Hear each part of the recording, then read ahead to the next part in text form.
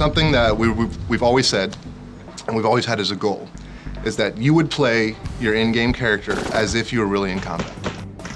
To date, I don't think there's really been a successful video game that representation, I should say, of what close quarters combat is like.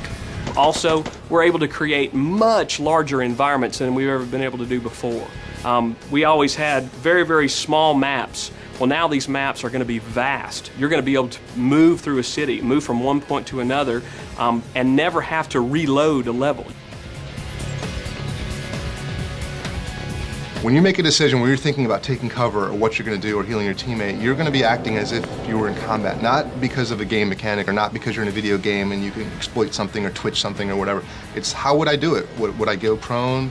You know, would I throw a smoke over here and then run this way?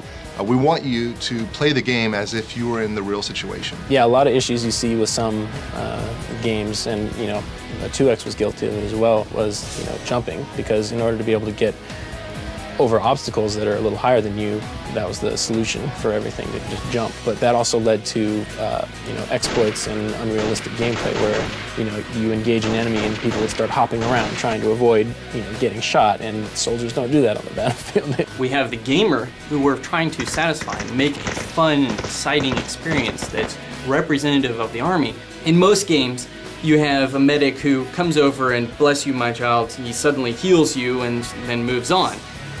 Whereas our medic gameplay is down to the very details of practical treatments. I've personally been there while they've been doing the developing on the game, and also given my thoughts on what should be added. So we have really taken the grasp of what goes on in medical training for a combat lifesaver or a 68 whiskey and put some of those training aspects into the game. This is as real as it gets. This is the real thing. It's nothing simulated. It's exactly what we do in training as a CLS or as a medic. In most games you see the character reach to an amorphous place somewhere on the body, and then the mag comes out of nowhere and slap it up. We've actually gone in and made a much higher detail version of that. I can see myself pull out my clip from my pal's vest, put it into my weapon. This is high realism at its best in a video game. The ballistic simulations in the game are very accurate. The data that we've acquired is real-world data, and not to mention the experience from the designers actually firing the weapon systems, and the SMEs telling us how it should be. This game has a level of authenticity that's brought to it by our subject matter experts. An SME is a subject matter expert.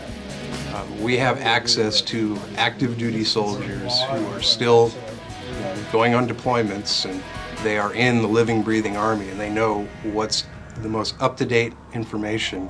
Being portrayed in the game is very overwhelming. Of course, a law to be nominated to be a part of the Real Heroes program is a very, very great honor. It's great to tell not just my story, but the story of the guys I served with and the story of the U.S. Army.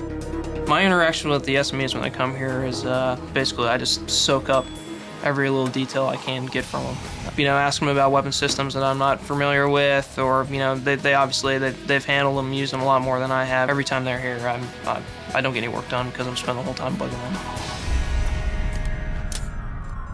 Okay, let's get another take on that. We're rolling. Well, the sound in America's Army 3 is authentic. Outstanding! That's the kind of effort I'm looking for. If it's anything that deals with Army equipment, we get the real stuff.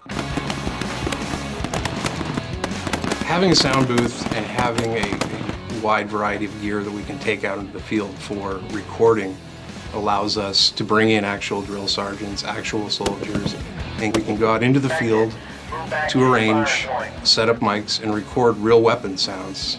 Actions being pulled, magazines being inserted and removed, explosions. We've gone out to the Picatinny Arsenal and recorded the M320, which nobody has at this point. The Army's just beginning to field it. If you had access to one, you would know that's how it really sounds.